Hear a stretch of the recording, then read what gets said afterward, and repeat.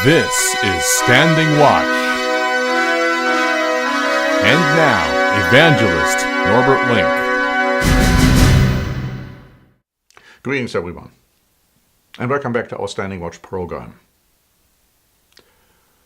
Last week, the world was placed on notice that the unthinkable might happen, at least in the minds of many people.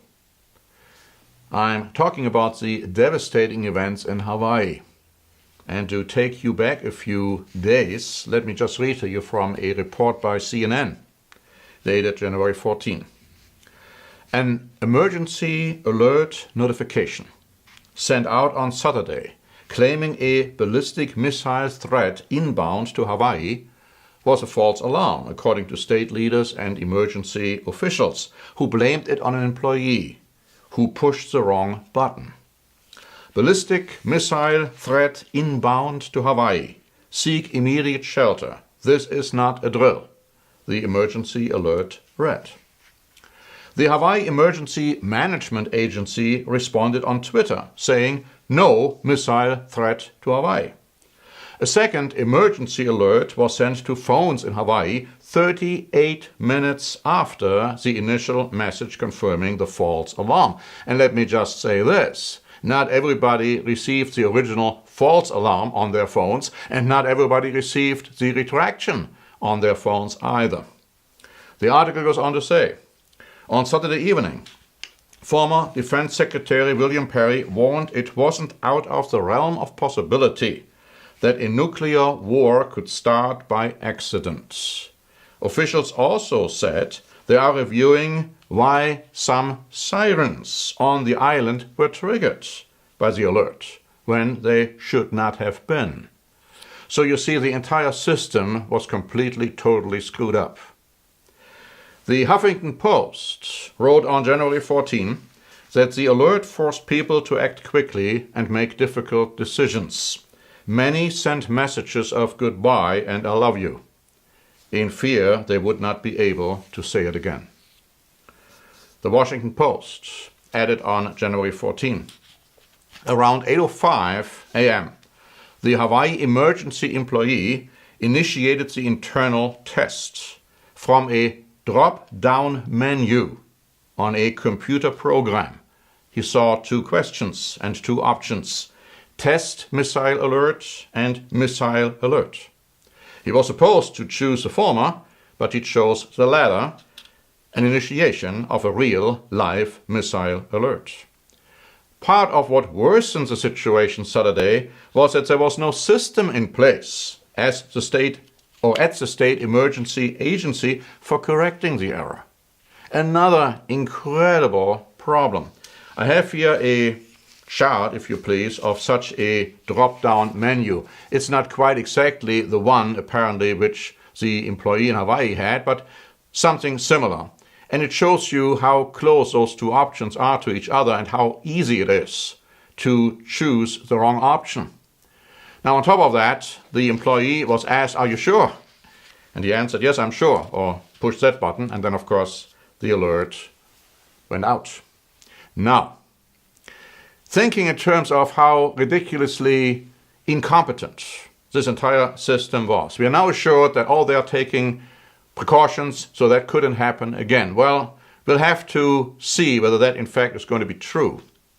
But the fact that these things could happen and that the panic of the public was such as it was shows how real these terrible, frightening things can be.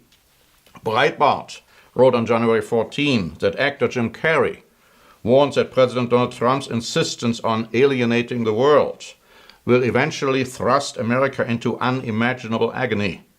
"I woke up this morning in Hawaii with 10 minutes to live," he wrote on Twitter Saturday. He also went on to say it was a false alarm, but a real psychic warning.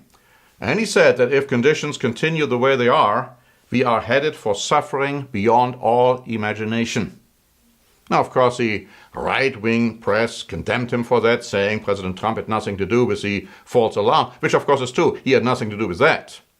But we must not forget that a climate has been created a climate which makes the unthinkable thinkable in the minds of the people. And Jim Carrey is right. Terrible things will happen. We will be experiencing suffering beyond all imagination because Jesus Christ warned of that kind of suffering. The Week wrote on January 16, while it wasn't the president's fault that a state employee created international panic, nor is he the original author of the Korea standoff, there is no question that the threats emanating from his Twitter account have heightened tensions and increased the risk of accidental calamity. The mayhem in Hawaii raised the specter of an accidental nuclear war. The history of the nuclear age is replete with near misses. Apart from the risk of global annihilation, expanding America's nuclear arsenal would be a massive and pointless incineration of national wealth, because this is what, of course, President Trump wants to do. Studies estimate that the United States has spent about $1 trillion a decade designing, building, and maintaining its nuclear weapon inventory, most of which has always been completely unnecessary. And it's not limited to the United States. The world is on edge. And so something happened on January 16. Express reported that a Japanese broadcaster caused widespread fear by incorrectly claiming North Korea had launched a ballistic missile. And the New York Post added on January 16 that the broadcaster corrected the mistake in minutes and issued an on-air apology. But the point remains, how many were panicked by these notifications? It reminds me of an incident which happened many years ago, and Orson Welles, still being very young, had a radio broadcast, which was based on the very famous book by A.G. Wells, The War of the Worlds, where the Martians were attacking the Earth. But he presented it in such a way that he didn't have a disclaimer, and so people listened to this and they believed it. They had all kinds of panic reactions. They called the station. They went out looking for shelter. Some took up weapons to kill people thinking they were the Martians. The fact that such a climate could be created, the fact that people would actually believe in such a thing was alarming then. Now, of course, we are not going to be facing any attack by non-existent Martians, but we are going to face an attack by other powers, and I'm talking about a nuclear attack. And I'm talking about the fact that Jesus Christ warned of it. Whether it's accidental, whether it's designed, who cares? Quite frankly. We are talking about a time, Christ says, it's a great tribulation. So bad, it has never happened before. It will never happen again. If those days wouldn't be shortened, no human being would be saved alive. This has to include nuclear war. There's no doubt about it. However it comes about. Now, we explained to you in our literature how it's going to come about, but right now I also want to talk to you about the fact that when these things are happening and when the days are going to be shortened, Jesus Christ will return. Now, many people have all kinds of funny ideas as to what will happen. How will he return? When will he return? We have a free booklet, When and How Will Christ Return? We are living in the time when Christ will return. It is our generation during which Christ will return. That I can tell you. And you should know from the pages of the Bible how that is going to happen and what are the signs for his coming and what will happen prior to his return. And we are seeing more and more very clearly that his return is imminent.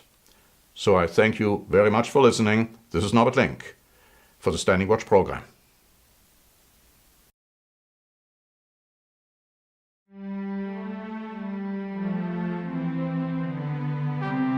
Standing Watch is a presentation by The Church of the Eternal God, P.O. Box 270519, San Diego, California 92198.